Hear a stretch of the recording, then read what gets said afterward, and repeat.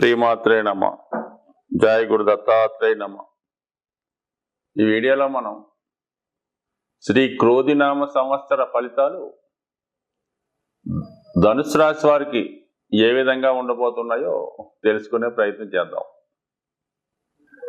ధనుసు రాశి వారికి మరి ఈ ఉగాది నాడు ఆదాయ వ్యయాలు, రాజపూజ్యం, అవమానాలు ఏ విధంగా ఉన్నాయి, వీళ్ళు ఈ సంవత్సర బడ్జెట్ని ఏ విధంగా ప్లాన్ చేసుకోవాలి అన్న విషయాన్ని మనం ఈ వీడియోలో తెలుసుకునే ప్రయత్నం చేద్దాం.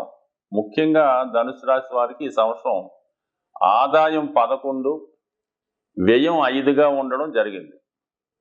సో ఈ కారణం వల్ల ఈ రాశి వారికి మరి బడ్జెట్ మిగుల్లో ఉండడం జరుగుతుంది.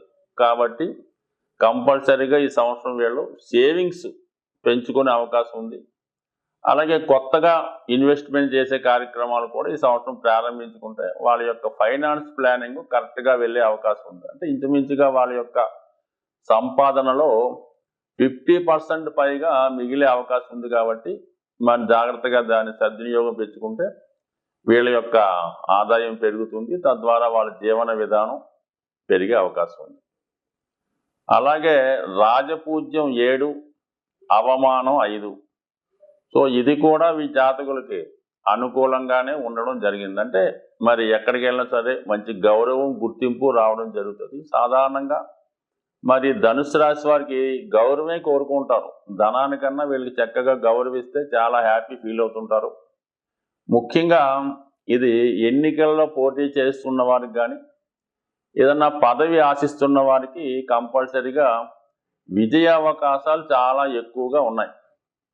సో అలాగే ప్రభుత్వ అధికారులకి వాళ్ళకి ప్రమోషన్ రావడం, రాజకీయ నాయకులకి వారు కోరుకున్నటువంటి పార్టీలో సీటు రావడం, తద్వారా విజయ అవకాశాలు కూడా అనుకూలంగా ఉన్నాయి. దానికి తగిన ఆదాయం కూడా ఉంది. కాబట్టి మరి ఈ సంవత్సరం ఈ రాశి వారు ఎంతో కాలంగా ఎదురు చూస్తున్నటువంటి వాళ్ళ యొక్క జీవిత ఆశయాన్ని నెరవేర్చుకునే అవకాశం ఉంది. సో ఏదన్నా గౌరవం, గుర్తింపు, దాంతోపాటు ధనం కూడా వచ్చే అవకాశం ఉంది. కాబట్టి మొత్తం మీద ఈ రాశి వారికి ఈ సంవత్సరం అంతా కూడా మరి ఆర్థిక పరంగా బాగుంటుంది, గౌరవప్రదంగా ఉంటుంది.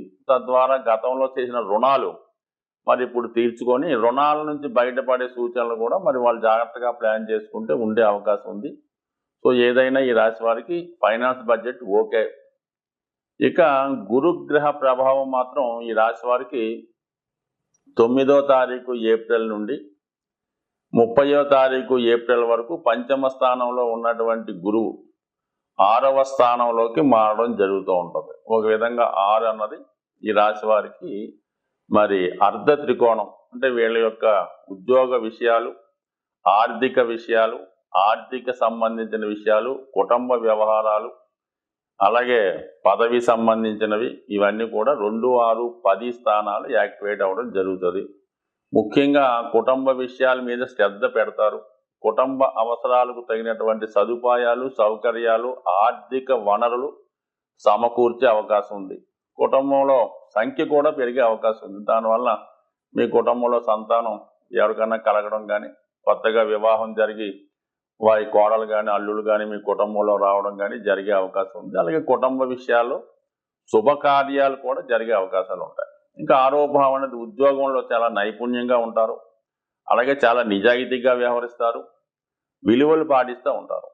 ఇంకా 10వ స్థానం కాబట్టి ఇది ఉపాధ్యాయ వృత్తి, ఆధ్యాత్మిక చింతన, ఎండోమెంట్స్ డిపార్ట్మెంటు, న్యాయవాది వృత్తిలో ఉన్న వాళ్ళకి గౌరవప్రదంగా ఉంటుంది. వృత్తిలో కూడా మీకు పదవోన్నతి లభించే అవకాశం ఉంది. సో మొత్తం మీద గురువు ఓకే. ఇంకా శని భగవానుడు 3వ స్థానంలో ఉన్నాడు. అంటే కామ త్రికోణంలో ఉన్నాడు. కాబట్టి కోరికలకు సంబంధించిన అభివృద్ధి 3, 7, 11 100% ఈ రాశిలో ఉన్నటువంటి స్త్రీలకి అటు వివాహ అవకాశాలు, అలాగే ఉద్యోగ అవకాశాలు కూడా వచ్చే అవకాశం ఉంది. అలాగే ఏంటంటే ఏదన్నా విషయాన్ని మాత్రం శని అంత సులభంగా ఇవ్వడం. మీరు ప్రయత్నం చేసే కొద్దీ అది మీకు ఎంతవరకు దానికి అర్హత ఉందో చూసే మాత్రం ఇవ్వడం జరుగుతుంది తప్ప చాలా వరకు మరి మీరు కోరుకున్న వెంటనే ఇచ్చే అవకాశం లేదు. ఒక పదవి కానీ, లేదంటే ఒక వివాహ సంబంధం కానీ, లేదంటే ఎవరితో అన్నా కలిసి మీరు ఏదైనా వ్యాపారం చేద్దాం అనుకున్నా, వాళ్ళతో కలిసి సహజీవనం చేద్దాం అనుకున్నా, సో లేదా ఏదైనా ఎఫ్ఐఆర్ పెట్టుకుందామన్నా కూడా మీకు అంత తొందరగా వచ్చే అవకాశం లేదు. సో జాగ్రత్తగా వ్యవహరించడం మంచిది. మరి చాలా వరకు ఇటువంటి విషయాల్లో జాగ్రత్త వ్యవహరించడం మంచిది. బట్ ఏదైనా ఆధ్యాత్మిక రంగంలో ఉన్న వాళ్ళకి మరి భగవంతుని యొక్క అనుగ్రహం తప్పకుండా లభిస్తుంది. ఈ రాశి వారి కోరికలు ఎంత తక్కువ పెంచుకుంటే అంత హ్యాపీగా ఈ సంవత్సరం ఉండే అవకాశం ఉంది. కాబట్టి అర్హత లేని కోరికలు కానీ మనకి అక్కర్లేని విషయాల్లో తలదూర్చకుండా చక్కగా ఉంటే కంపల్సరీగా మిమ్మల్ని ఈ శని భగవానుడు క్రమశిక్షణతో ముందుకు తీసుకెళ్లే అవకాశం ఉంది. ఇది రాజకీయ రంగంలో ఉన్న వాళ్ళకి కూడా ప్రజల సహకారంతో మరి అలాగే మాస్ యొక్క ఫాలోయింగ్ ఎక్కువ ఉండే అవకాశం ఉంది. కాబట్టి మరి రాజకీయ నాయకులకి విజయ అవకాశాలు కూడా పుష్కలంగా ఉన్నాయి. మొత్తం మీద గురువు మరి మోక్ష త్రికోణాన్ని, గురువు అర్ధ త్రికోణాన్ని, శని భగవానుడు కామ త్రికోణాన్ని పరిపాలిస్తుంటే రాహు మోక్ష త్రికోణాన్ని పరిపాలిస్తున్నాడు. అంటే 4వ స్థానంలో ఉన్నటువంటి రాహు 4, 8, 12 భావాలు యాక్టివేట్ చేయడం జరుగుతూ ఉంటుంది. సో ఈ కారణం వల్ల జాతకుడు మరి కొద్దిగా అన్య ప్రదేశాల్లో జీవించడం, అలాగే ఫారెన్ కల్చర్కి అలవాటు పడడం, అలాగే కొన్ని ఆధ్యాత్మిక కేంద్రాల ముసుగులో వ్యవహరిస్తున్నటువంటి కొన్ని అనాచార కార్యక్రమాల్లో పాల్గొనడం లాంటివి కూడా జరిగే అవకాశం ఉంది. బయటికి జాగ్రత్తగా కనబడుతూ తన యొక్క ఆలోచన సరళి జీవన విధానంలో వేరే ఆలోచనలు వచ్చే అవకాశం ఉంటుంది. కాబట్టి సాధ్యమైనంత వరకు జాతకుడు వ్యసనాల జోలికి, విపరీత కోరికల జోలికి వెళ్లకుండా మంచిది. సాధ్యమైనంత వరకు ధనుసు రాశి వారు అటువంటి కార్యక్రమాల్లో పాల్గొరు. కానీ మరి రాహు 4వ స్థానంలో ఉండడం వల్ల తప్పనిసరిగా గృహాన్ని విడిచి వేరే ప్రాంతంకి వెళ్ళవలసి ఉంటుంది. సాధారణంగా విదేశ అవకాశాలు కానీ ఏదైనా ఆధ్యాత్మిక కేంద్రాలు కానీ సో ఏదైనా ప్రకృతి ఆశ్రమాలు లాంటివి చేరే అవకాశం ఉంది. కాబట్టి అక్కడ ఎటువంటి అనాచార కార్యక్రమాలు లేకుండా జాగ్రత్తగా చూసుకోండి. చాలా వరకు అటువంటి భ్రమలో పడే అవకాశం ఉంది. కాబట్టి ఇది చెప్పడం జరుగుతుంది. మొత్తం మీద ఈ గురువు శని ఈ రాశి వారికి అనుకూలంగా ఉండడం జరిగింది. కాబట్టి మరి ఈ రాశివారు ఈ సంవత్సరం మీ గ్రహాల అనుకూలత కోసం దక్షిణామూర్తి ఆరాధన వీలైతే ఈ సంవత్సరంలో ఒకసారి మరి తిరుపతి లాంటి పుణ్యక్షేత్రాలు కానీ దగ్గరలో ఉన్నటువంటి ద్వారకా తిరుమల లాంటిది కానీ ఏదో ఒక వెంకటేశ్వర స్వామి క్షేత్రాన్ని దర్శించడం వల్ల ఈ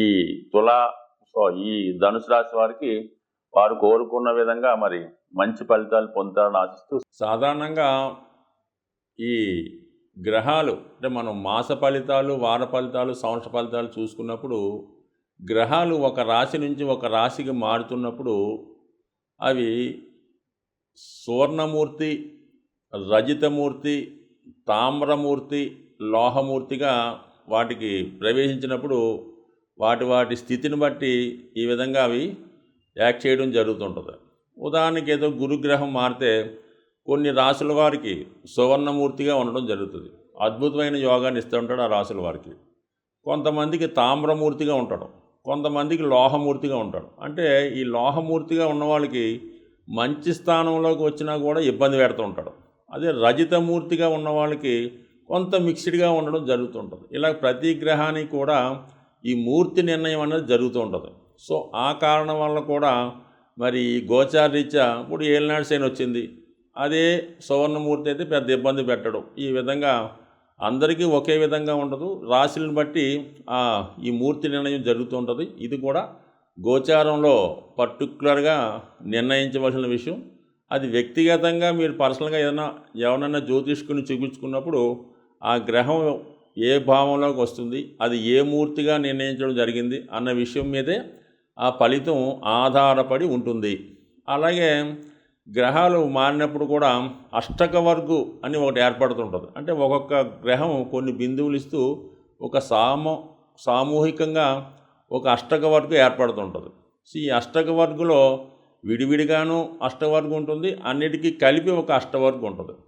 సుమారుగా శని మీ జాతకంలో ఒక 7 గ్రహాలు ఉన్న రాశి మీద, శని 7 బిందువులు ఇచ్చినటువంటి రాశి మీద సంచరించినప్పుడు అది ఏ భావమైన అద్భుతమైన ఫలితాలు ఇవ్వడం జరుగుతుంది.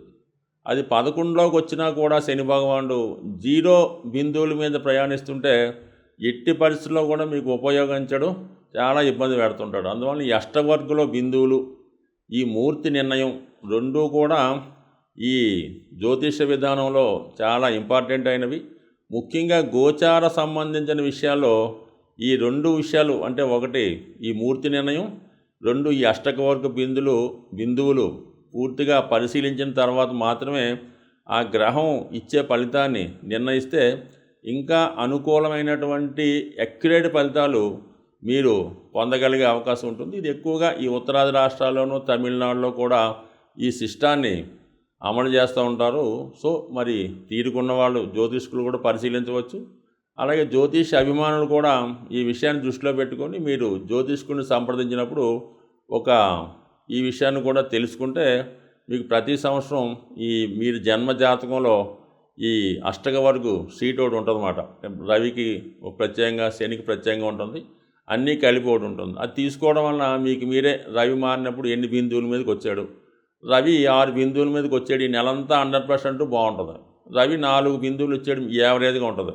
రవి 0 బిందువు మీదకి వచ్చాడు, చాలా దరిద్రంగా ఉంటుంది. సో ఈ విషయాన్ని కూడా మీరు గమనించి నిర్ణయించుకుంటే మీరు ఖచ్చితమైన ఫలితాలు పొందుతారు. జ్యోతిష్యం మీద నమ్మకం కూడా పెరిగే అవకాశం ఉంటుంది. స్వస్తి.